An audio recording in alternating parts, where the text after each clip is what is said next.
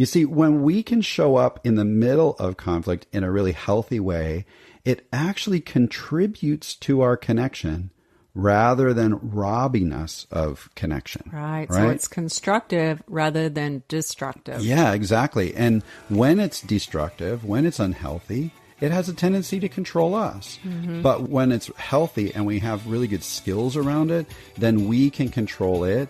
The conflict that we're experiencing, when done well, actually leads to more intimacy. Welcome to the Blended Family Coaching Show, where you'll discover how to move your step family from just surviving to truly thriving.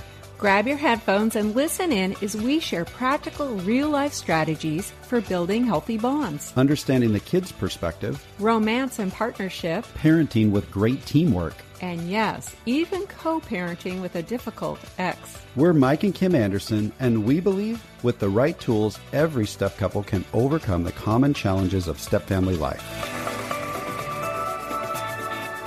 Join us for authentic and sometimes comical conversations to discover how you can lead your family with confidence and create the future you really want. Well, hey, everyone, welcome. Yes, and thank you so much for joining us. We always enjoy connecting with you here on the Blended Family Coaching Show. And we would love to ask you to consider leaving us a rating or a review. Leaving us that rating or review really helps us to reach other people. And we want to hear your feedback because we want to continue to make this podcast better and more impactful for you. So please give us some feedback. We would love to hear from you. That'd be great. So I've got a question for you. Do you remember the weekend that you first moved everyone under the same roof? I do. When you all moved in together. Now, at that time, you probably wanted some things. You were probably looking forward to having fun together and laughing and having adventure and probably looking forward to some deep conversations and trusting relationships happening and the freedom to be yourself. And of course, we all look forward to a peaceful home life, right? That's right, yeah. In a word, what you want is connection. That's right. Now, in those early days, you probably thought you'd found that connection that you were hoping for, right? It's all new and exciting. And sure, there were probably some stressful moments back then, but you figured that once everyone got used to all these changes and you'd settled into blended family life, that those connections would continue to grow, right? Yeah, that's right. That's true. And then at some point along the way, you realize things aren't going quite the way I want them to. And there seems to be something other than connection taking over our home.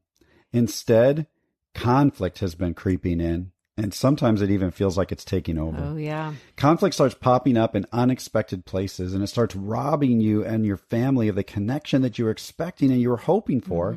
And now your kids are complaining more to you about their step-parent, and your stepkids are spending more time locked away in their room or seemingly anywhere that you're not.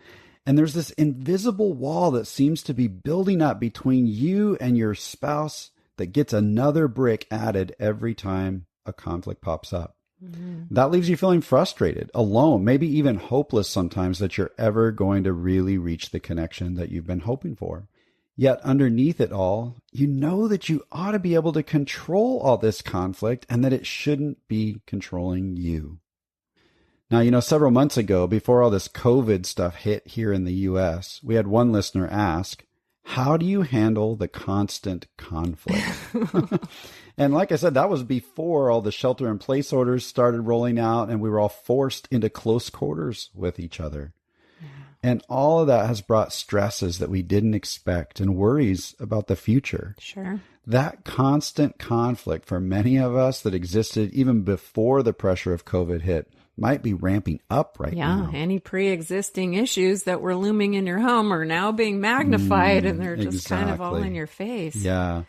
And so it might be more important now than ever to learn effective ways to control that conflict so that you can be sure it doesn't control you. And I love what that listener wrote. I love that they use the word constant. Yeah. Constant conflict. It can really feel overwhelming. And we know what it feels like to be blindsided by constant conflict.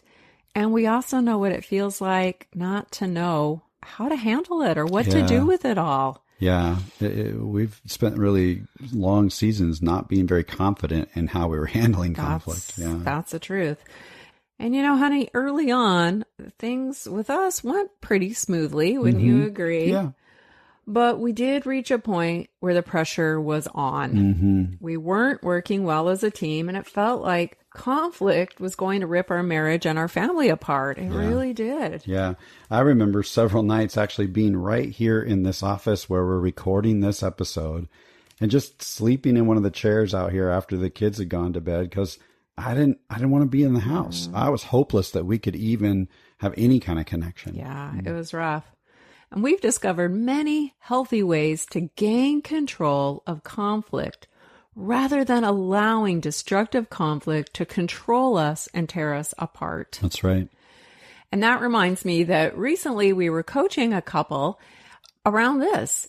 Healthy approaches to conflict and communication. And the wife later emailed us, and this is what she shared with us. Now we're able to communicate much more effectively and understand each other better. Yeah. It's so much easier. Exclamation point. Yes. Yeah. I wish we'd found you sooner, but working with you has improved our relationship 100%. I love that. Yeah.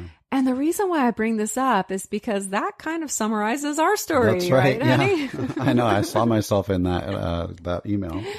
We are finally at a place where things are getting easier and we're feeling more connection. And of course, we wish we would have figured some of this out sooner. That would have been great, rather than letting conflict take over for so much of our marriage. But here's the thing. You're not going to have to waste all that time like we did. That's right. Instead, you're going to learn some tips today that will help you gain control over the conflict in a healthy way so that you can enjoy that connection that you're really looking for. That's right. And later, we're going to share with you how you can really supercharge what we're about to teach you. So make sure to hang on to the end to find out how you can do that.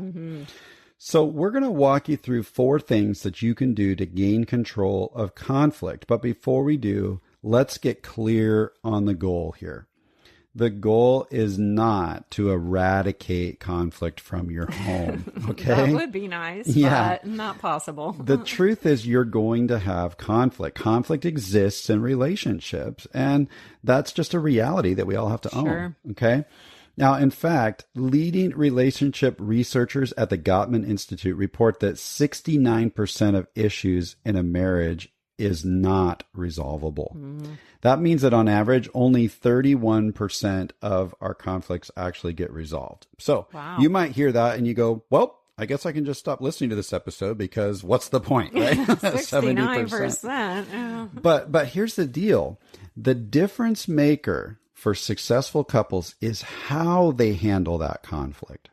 You see, when we can show up in the middle of conflict in a really healthy way, it actually contributes to our connection rather than robbing us of connection. Right. So it's constructive rather than destructive. Yeah, exactly. And when it's destructive, when it's unhealthy, it has a tendency to control us. But when it's healthy and we have really good skills around it, then we can control it.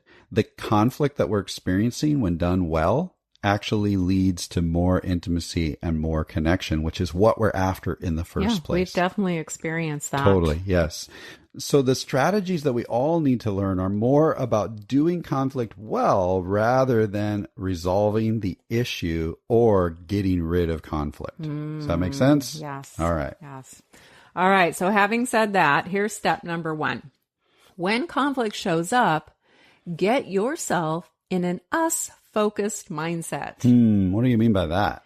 Well, the truth is we often want what we want. Right? Yeah, I guess that's true for me. We typically think that our perspective is the right perspective. And if we're honest with ourselves, we're usually in a me-focused mindset. Yes, right? I'm guilty. I admit it. But if we can stay in an us-focused mindset, this will help us to stay focused on what's best for the relationship rather than what feels best for just me. We're so excited to let you know about something brand new we've created just for you. We've realized that with so many episodes available here on the show, it might feel a bit overwhelming to find the topics that matter most to you.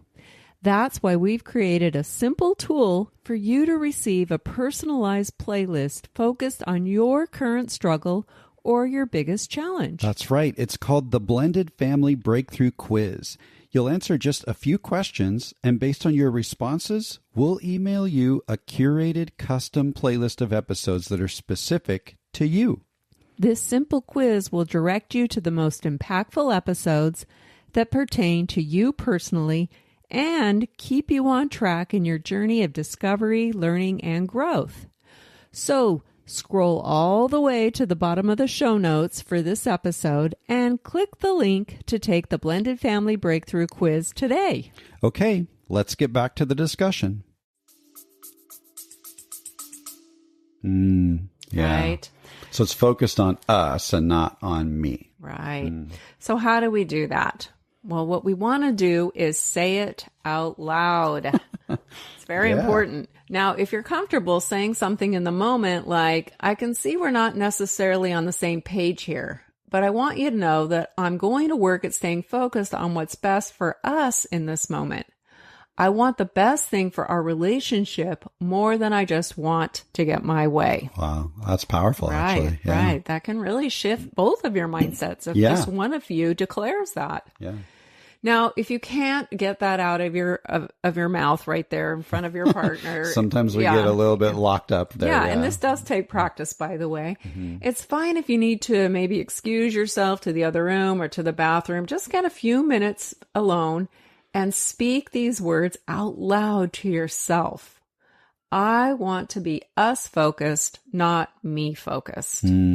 So whatever you need to do, whether you can say it in the moment or you need to do it on your own, say it out loud. Out loud. Yeah, that's so important. I mean, there's a ton of research out there that shows our brains process information differently when we're just thinking in our head versus when we're hearing with our ears, even when it's our own voice. Yeah, so and true. So speaking those things out loud to ourselves are really important. That's great. All right, so we're in an us-focused mindset. Now, second, you want to honor your feelings and own your reactions. Ooh. We need to stop blaming our husband or our wife for our own feelings. Now, we did this for years, didn't we? Did. Yeah, we kept blaming each other. And we tried using that old script, and sometimes it worked, but sometimes it didn't. That old script that a lot of us have been taught through counseling or therapy of, when you do that, it makes me feel this. Okay? In essence, what we've learned over the years is every time we are saying that, we're saying, stop doing that so I can feel better, right? Yeah. And I'm actually shifting the blame of these painful emotions I'm having over to you rather than owning them and honoring the feelings that I have myself. I'm expecting you to fix my feelings by doing something different. Yeah, right? you're handing the control over to me too, because if I decide not to do something different, well, I you're guess stuck. I guess, see, it's your problem, and then I can blame you even more. It's just a vicious cycle. You can see we've been stuck in that cycle a few times. We know it rather well. So what we've learned is rather than doing that, what you want to do is focus on recognizing, naming, and owning your own feelings in the moment. And once you do that, you want to recognize it and actually verbalize it to yourself. You want to be able to name the actual feeling that you're experiencing and then recognize the typical reaction that you have to that feeling, right? We all have these typical reactions when that moment of pain hits, and we can't really change that until we're able to recognize it. So we're kind of flipping the equation. Instead of saying, when you do that, it makes me feel this. Yeah, we're saying when I feel this, I tend to do that. This. Yeah, that's good. Now, this can sound kind of simple, but it's not necessarily easy. Now, we've been coaching several different couples over the past few months in very specific ways to do this. And it's hard for them to do and to really own those reactions. Yeah, because it's easy to blame the other person, yeah, right? It's much easier to do that. But it's also really freeing for each of those individuals in the couple when they realize that they don't have to keep reacting the same way to those painful emotions when they pop up. Yes.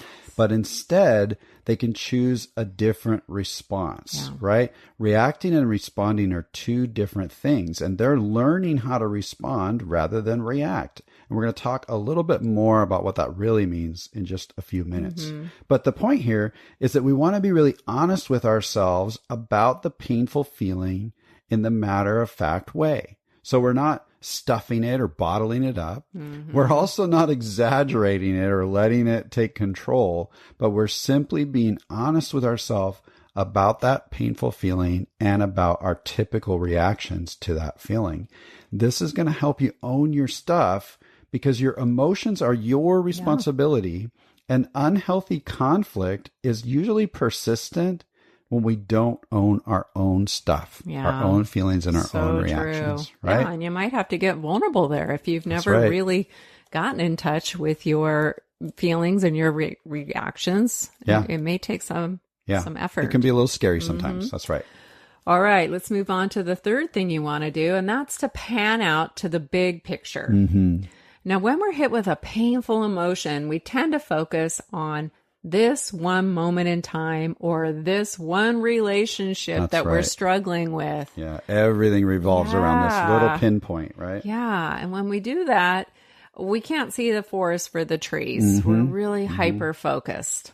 So what we want to do is pan out to see the big picture. And when we do that, we're getting a clearer picture of our reality. Yeah, that's right. It's really essential at this point when conflict hits. Totally. I know I'm really good in our conflict being pinpoint focused rather than looking at the big picture. Much better now. That's true. But back then, yeah. Yeah. And one of my most painful emotions is this feeling of abandonment. And there's a whole story behind why I feel that way. And that's for another time to share. But the interesting thing you can know about that right now is that when that feeling hits me, my reaction usually actually has nothing to do with Kim. But nevertheless, that's the pain I feel. And I'm really good at negatively reacting to that feeling.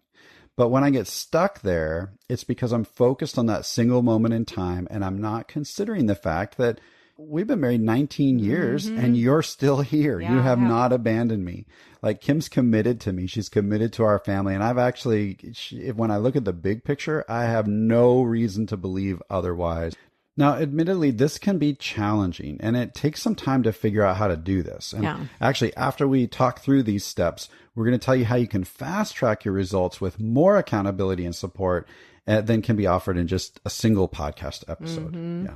So getting a more accurate view of the big picture can be challenging because we have a lot of stories in our heads. That's right. And because we come into the relationship with baggage. Yeah. And which are basically stories in our heads. Right. That's where Mike's abandonment thing comes from. He entered the marriage with those issues. So some of what we're experiencing in that painful moment might be true, but not all of it. That's right. Some of it might be completely off. Yeah, totally. So a lot of our unhealthy conflict is actually driven by bad stories in our heads. That's right. And this is something we all need to learn to control. And we're excited to let you know that in next week's episode, we have a special guest. His name is Mark Warren. Yep. And he's going to talk about this. He's an expert in communication and relationships. And our discussion with him is all about the stories in our heads. So you want to make sure you show up next week. And this was a pivotal concept for you and I, honey. I mean, this kind of rocked our world, discovering the stories in our head. So definitely show up for that. But in the meantime, when conflict pops up for you, really take the time to focus on that bigger picture. What's the universal truth here? Not just the moment. And then be straightforward with yourself about, what really is true when that painful emotion hits you. Okay. Or what's more true. Yeah. Because again, in step 2, we want to honor our feelings, honor our emotions. And there's a piece of that feeling that feels really true and probably has some truth in it. Yeah. But there's something that's more true when we look at the big picture. All right, now that leads us to the 4th step of controlling conflict so that it doesn't control you. You're going to choose a better response. Now, earlier we asked you to honor your painful emotions and then recognize your typical reaction. And once you realize that and really own it, and then get the big picture in mind and realize that there's something that's more true than that emotion, you're now better positioned to choose a good response, a more productive response. And then you can act differently in the moment. Now, instead of simply reacting to that painful emotion, you're able to respond in a way that is us focused. And now you're in control of the way this specific moment of conflict plays out. You see, reacting to pain is the root of how conflict controls you, and it robs you of that connection that you're looking for. But responding out of something that's more true in the big picture of your life and in your relationships is how you control the conflict and ultimately experience more connection. Yeah, and that's great because you're not just allowing the conflict to take over and react and get into those painful cycles like we were stuck in for years. You're doing something different. And here's some great news. Ladies, you can do all of this regardless of how your husband responds. Even when he gets angry or if he pulls away, you can still choose to respond in a healthy way. It can make a huge impact. And guys, the same is true for you. When your wife shuts down on you or when she blows up on you, you don't just have to react. You can walk yourself through these 4 steps and choose a better response. Now, the even better news is that this isn't just for conflict in our marriage. These same 4 steps can help you as a parent or a step-parent because the reality is sometimes the unhealthy conflict is erupting between us and the kids, That's right? And you can even use these 4 steps when you're dealing with your ex, if you're having difficult interactions there. When you can control the conflict between the households, everyone wins, right? That's right. It's a really good thing. Yeah. And this isn't, like Kim said, it's not just about this one relationship because conflict exists in pretty much every relationship we have at some level or another. And being able to walk yourself through these 4 steps at this level that we're teaching here on this episode, or even at a deeper level, can radically change the way that conflict is controlling you or you're controlling it. All right, so you've got the 4 major steps that are going to help you to control that conflict and experience more connection. And many of you might decide to listen to this episode a few more times and just memorize and practice these steps. That's great. That's really going to help you. You might decide to write them down, maybe create a little cheat sheet for yourself or something like that. And you can really make a difference in controlling this conflict just by what you've learned here today. Now, I know that some of you might also want to fast track your results and get some support along the way. And if you're thinking, you know what, this all sounds great, but I think I could use a little bit of help in actually implementing it, because implementation is different than learning and it can be challenging. And we would love to connect with you on that and help you supercharge those efforts. Now, believe it or not, it is possible for you to experience that connection that you hoped for back when you first got everyone under the same roof, like Kim was talking about. And you really don't have to eliminate conflict from your home in order to make all that happen. And we can show you exactly how. So if you want to get started with that, all you got to do is schedule a free initial coaching session with us. And we're going to put a link in the show notes to make that really easy for you. And it's great if you and your husband or wife are ready to dive in together. But you know what? Sometimes couples aren't both ready for support at the same time, and that's okay. You can still make a significant difference in your home simply by just getting started on your own. Yeah, that's part of our story too. Honey, you went and got help, and I wasn't ready for it. And that made a huge difference. As I started changing, it was like an invitation for you to come and make some changes as well. Yeah, and before we knew it, we were working together. Yeah. So when you're ready to get some extra support in controlling the conflict so that it no longer robs you of connection, then set up your free coaching session with us and we'll help you get there. And when you do, you're only going to be a few short steps away from putting that feeling of constant conflict that our listeners shared about. Get that behind you so that you can really enjoy more connection. Hey, we can't wait to hear from you. And until then, remember to watch out for next week's episode when we're talking with our friend Mark Warren all about those stories in our heads. You don't want to miss that. But for now, that makes this episode a wrap. Until next time.